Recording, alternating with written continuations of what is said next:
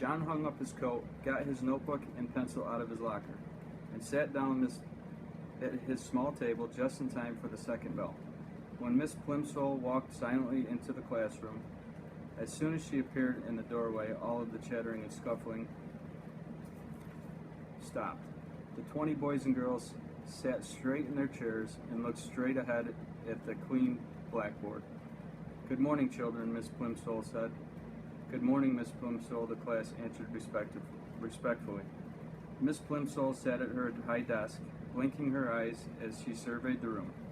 Then she opened a little drawer in her desk and pulled out a spectacle case, from which she took her reading glasses.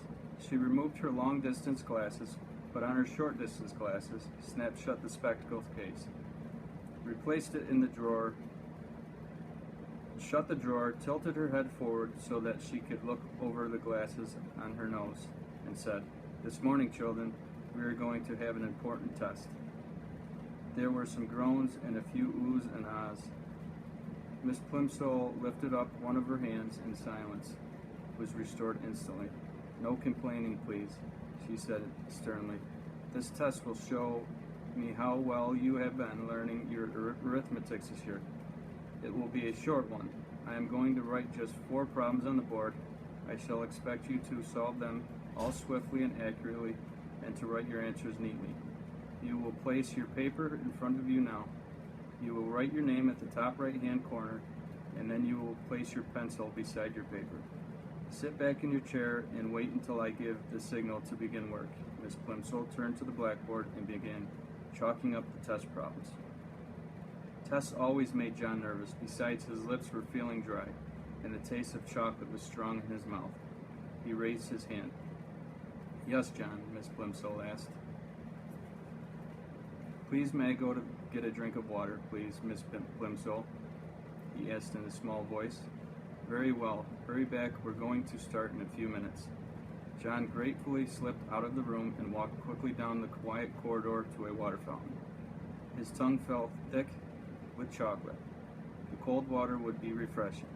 He placed his foot down on the fountain treadle, and a stream of clear, ice-cold water spurted up from the silver nozzle in the white enamel basin. He lowered his head until the jet of water reached his lips. The cold water splashed delightfully against the outside of his mouth. He opened his lips. As soon as the water gushed in, it turned into ice-cold chocolate water, thin and sweet. Quickly stopping the flow, John looked with dismay at the shallow puddle that had formed and was now draining away in the basin of the fountain. He hurried to another fountain on the second floor of the building, but there the same thing happened. The clear, ice-cold water turned to liquid chocolate in his mouth. When John finally got back to his classroom, all the other pupils were bent over their tables, busily scratching away. Miss Plimsoll looked up from her book as John tiptoed in. She looked at the clock on the wall, looked back at him, and wagged her finger reprovingly. John began on the first of the 4 problems, but he was so worried about the chocolate water that he couldn't keep his mind on his work.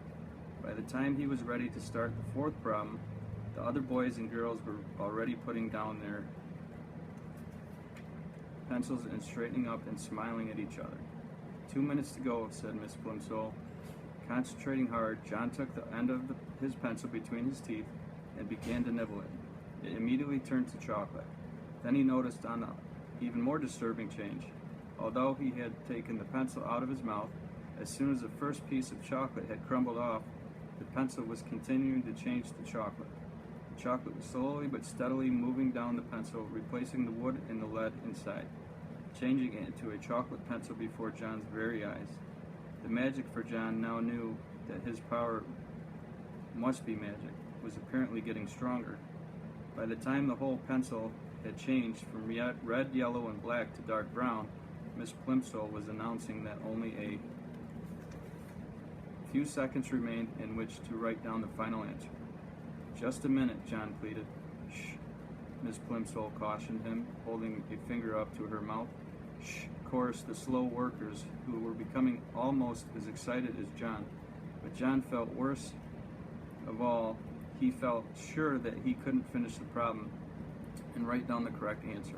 If only he had something to write with. But Miss Plimsoll, he begged in a loud whisper, my pencil's turned to chocolate.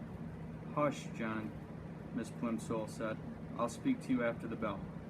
John tried to write with his sharp change pencil, but the point was too soft, and he only succeeded in making a chocolate smear where he should have written 72.